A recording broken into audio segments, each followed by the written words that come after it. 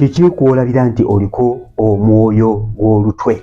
Omuntu aliko omwoyo gw'olutwe tuba tulaba obubonero okulabira nti oliko omwoyo gw'olutwe. Oyinza gusabira otyo, oyinza kukola ki okulaba nga mukwano wange owona omwoyo gw'olutwe guno.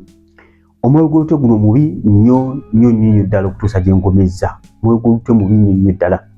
Buli obubonero obusookerako ddala bw'olabira nti oliko omwoyo gw'olutwe. First of all, omuntu aliko olutwe asosolebwa. Tewali yagala kubeera naawe, buli omu aba akusosola. Obeera mu bantu bangi, oluusi mikwano gyo naye ng'olaba gwe basembyayo, gwe batajjukira, gwe basosola, okubeera naye babeera nga bakuyamba obuyambi, olumanya mukwano gwange. Oliko omwoyo gw'olutwe, okay? Omwoyo gw'olutwe ekimu ndowooza ne rejection, ng'oliko okugaanibwa. Omuntu aliko olutwe abeera agaanibwa.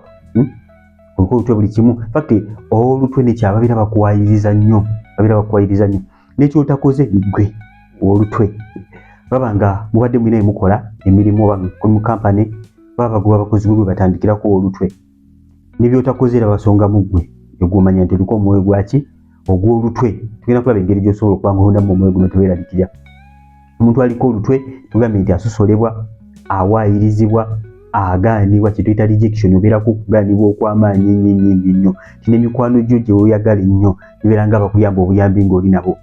Omuntu aliko olutwe obeera weetonda nnyo buli kaseera. Omuntu aliko olutwe buli kyokoze n'ebyotakoze obeera ogamba sole kubanga okimanyi bagenda kunenyamu. Aliko olutwe. Omuntu ataliko olutwe, omuntu aliko favor aba tanaba na kwetonda, they help him even. Bamuyamba n'omuyamba engeri gy'alina okwetonda munaye tofaayo bibaawo biki okumuzaamu n'amanyi olutwe. Obeera ne strong criticism. Buli omu abeera asonga mu gwe tebaagala kumanya baba kugamba ekiruma kitya oba kitya kifiiringe. Ng'omanya nti oliko ki olutwe. Wa favor munaye ye tebamukola bwe batyo. Wa favor ye bamucriticinga mpola tofaayo, you can improve. Oyo omuntu aliko favor naye gwe olutwe tewali n'omu. Omuntu ng'oliko omwoyo gw'olutwe obeera onyoomebwa.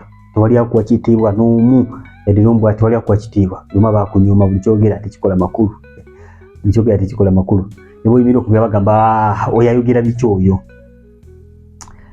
Ate munaye obeera oswazibwa. Abantu baba bakujeregajerega, bakuswazaswaza public. Olutwe lwennyini. Omuntu aliko ekitiibwa tebamala beegendereza nnyo nga boogera naye baba muwa ekitiibwa. Omuntu aliko favor munnange naye gwe aliko olutwe abantu baganya okwembarasinga mu bantu, baganya okukuswaza. Biki ebireeta omwoyo guno ogw'olutwe oba ogw'okujeregebwa, kuswazibwa, omwoyo bwe gutyo? Sookera ddala oba ng'olina empisa embi. Waliwo abantu nga mutuufu okuba omwoyo gw'olutwe naye nga mpisa zombi zikukwetezeko omwoyo guno ogw'olutwe. Si embi ze zirwa ng'ebikolwa byo bibi. Buli mwenzi oyagala basajja oba oyagala abasajja b'abandi, oyinza okukwetako olutwe luno buli omu nga takwagala nolowooza lutwe ndiko olutwe nga toliko yadde olutwe n'akamu. Naye ng'empisa ze embi ezikwetako olutwe. Buli muntu alina omumwa omala gayogerayogera ojeregajerega abantu. Tewali yagala kubeera kumpi naawe, ani yagala obeera n'omuntu amujerega buli kaseera. Ojeregajerega abantu, obavuma, okola otya. So okwetako omwoyo guno ogw'olutwe n'ogamba omwoyo gwa lutwe nga mukwano gwange mpisa zombi. So olina okuba nga weekebera gwagamba nti oliko omwoyo gw'olutwe. Empisa zo ziri zitya? Olina olugambo olungi, gossiping a lot. Naddala abakyala bannange. Gossiping a lot buli kamu omala gageyo n'ogeyo. Ne bo weetaba nabo ng'ogeyaaba nabo bennyini batukisa ne bagamba olaba akola bw'ati kuba kitegeeza nange asobola okukola bw'ati. So okugeya buli muntu atambuza amawulire amabi, buli kyowulidde ku muntu ekibi obenga munnamawulire oyagala obenga okitambuza nti mukwano gwange omwoyo guno ogw'olutwe oli musaikire okubeera nagwo. Kuba omwoyo gwa lutwe kumbe weetaaga kubanga okyusa akamwako, okyusa empisa zo. Kubanga olina empisa embi ng'abantu tebakwagala, kyusa empisa zo abantu bajja tandika okukola ki? Okwagala. Ekyekyeta omwoyo guno ogw'olutwe s'okubeera eddogo oba s'okuloga omwoyo guno ogw'olutwe nga mutuufu olwota bakuwaayiriza ebyo tebyolemedda nga bakuwaayiriza bintu si bituufu nabwo tebyoto engeri nga bakola ki? Nga bakuwaayiriza. Omwoyo guno ogw'olutwe s'okwetebwa eddogo nga bwe mbagambye. Basobola okuloga omwoyo guno nga buli omu takwagala n'ofuuka ekivume. Bamuyina barelatives abagamba nti gwe ojja kwenjeera ggwe. Mukwano gwe ng'oyenjedde nga buli omu takwagala naye nga mutuufu kyava ku ddogo eri akolebwa ebigambo ebyakwongerebwako bikolimo. Abamu ebintu ebirala ng'amannya birina amannya agatambulako ebikolimo. N'amannya agatambulako Najjalwambi, Kulazikulabe, waliwo Pastor Tom Latiro okwogera Simannaŋŋoma, kanosanga mukwano gwange oliko okusoomozebwa okw'amaanyi mu bulamu bwo naye nga kyava kulinnya ebbi eryakubanga lyakibwa kuki ku bulamu bwo n'ebirala biyinza okubanga biyita muki omwoyo guno ogwaki ogw'olutwe. Ebyomumirembe ekisooka essula 4 olunnyo olw'omwenda n'olunnyo olw'ekkumi. Waliwo omuvubuka ali bamuyita Yabesi, erinnya lye nga bamugamamu yali mutuuma naye ng'erinnya lye yamutuuma mu buyinike ng'agamba yali mutuuma olwokubanga yamuzaala mu buyinike n'amutuuma erinnya eryo. Omanyi mu Bayibuli amannya gonna gaavanga ku ngeri gye bakuzaddemu. Taata bwe yabanga ng'asanyuse ng'akutuuma erinnya eddungi, babanga mu nnaku kisinziira embeera bwe beefaananye erinnya lye bakutuuma. Kati kugeza nga Yakobo bamutuuma erinnya Yakobo litegeeza muyaayi, conman. So olw'okuba engeri gye yakola ki yazaalibwamu, obula Mukama yamukyusa erinnya n'amutuuma Israel, kyusa erinnya lye. So Mukama Katonda akyusa amannya. Kati waliwo ebintu ebitambulira ku mannya. In fact kambasomerewo awo First Chronicles essula 4 agamba olunnyo olw'omwenda paka ku lunyiriri olw'ekkumi. Bayibuli egamba olw'omwenda, naye Yabesi n'aba n'ekitiibwa okukira baganda be. Nnyina n'amutuuma erinnya Yabesi ng'ayogera nti kubanga namuzaala lwa buyinike. Okawulidde ako? Yamutuuma erinnya kubanga yamuzaala lwaki? Lwa buyinike. Olw'ekkumi wulya bulungi. Yabesi n'akaabira Katonda wa Isirayiri n'ayogera nti singa ompeeredde ddala omukisa n'ogaziya ensalo yange era obanga omukono gwo gunaabanga nange n'onkuuma obutalaba bubi buleme okunnumya omwoyo. Katonda n'amuwa kye yasaba. So ng'omwana wa Katonda osobolera ddala okukaabirira Katonda si nsonga wazaalibwa otya. Yabesi agenda okulaba nga mu butuufu ali ku disadvantage, nga buli kimu kiri against him, nga yazaalibwa mu buyinike n'atuumibwa erinnya eritegeeza okuzaalibwa kwe, ng'alaba ebintu bitambula bulungi ku sayidi ye. Bayibuli egamba n'akaabirira Mukama ne yeegayirira Katonda n'amugamba singa mpeeredde ddala omukisa, singa ogaziyiza ensalo yange. N'akaabirira Mukama. Mukama n'awulira okusaba kwa Yabesi n'agaziya ensalo ye n'amuwa omukisa n'amukola bulungi. Bayibuli egambye he was more honorable okusinga baganda be. Lwaki? Kubanga Mukama Katonda yawulira essaala ye n'amugamba omukono gwo ne gubeera nange. Omukono gwa Mukama gwali ne Yabesi bwe yamukaabirira. Waliko olutwe gwanyoomebwa. Manya nti Katonda waffe yagaba favor. Esther mumanyi ye kabaka w'amafuta ga favor Esther. Okay? Mukama Katonda yamuteekako ekisa. Mukama asobola okuteekako ekisa kyo. Abongera ne wetuna ne wejeregajerega. Abamu olaba you don't beautiful as you other people. Toli mulungi ng'abalala, tosanira ng'abalala, tewasoma ng'abalala. Gwali ku disadvantage. Manya nti mukwano gwange Mukama Katonda agenda kukola bulungi yegulumize kuyita mu ggwe. Yeragire mu ggwe, alage ekitiibwa kye okuyita mu ggwe. Kuba Mukama yakutonda nga alaba oli mulungi ate alaba you are enough. Weetaagako bwetaazi mukono gwa Katonda. Mukama nga akutaddeko omukono gwe si nsonga otunula otya, si nsonga ki kye weerowoozaako, nga nti mukwano gwange oba ogenda kufuukira ddala ensonga. Kati kaabirira Katonda olabe nga Mukama Katonda akublessinga gwaliko omwoyo gw'olutwe. Mukama yagenda okuba nga asolvinga ensonga yo.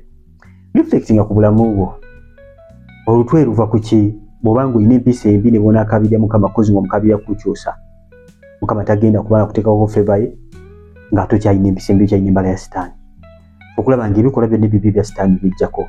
Obanga obadde ojeregajerega abantu ekikomye, obanga obadde olina omumwa omubi ng'omala gayogeragera sima I don't want to know, nze ne Katonda wange mukwano gwange, ebyo biggali. Tandika okubeera ng'oyogera bulungi, tandika okubeera ng'oli welcoming. Abantu bagenda kujja mu bulamu bw'abantu, baagala abantu aboogera obulungi, baagala abantu ne babeera nabo nga bawulira emirembe, nga bawulira nga tebajeregebwa, nga bassibwamu ekitiibwa. Okusaamu abantu ekitiibwa. Abamu mu maka go osaba Mukama nti kaka amafuta g'okuganja eri omwami ono naye nga mutuufu tomusaamu na kitiibwa. Nga wetaaga kusaamu busa kitiibwa mwami oyo, eni obeere ne favor, obeere ng'oli favored maaso g'omwami oyo, maaso ga boosi wo. Wetaaga kumusaamu busa kitiibwa. Babitegamba bakyala museemu ekitiibwa abaami bammwe. Kakati gw'obuusa ekigambo kya Katonda kagambye no product yange kino kye natonda y'omwami namutonda. Yes, omukyala alina okumusaamu ekitiibwa. Kati gwe n'ogaana Katonda kye yayogera n'okola ebibyo tizaabike emipiira tukole tutya? Mukwano gwange ojja kanyago omwoyo gwa lutwe na kusaba favor etagenda kujja ojja ng'okyusiza ebikolwa byo.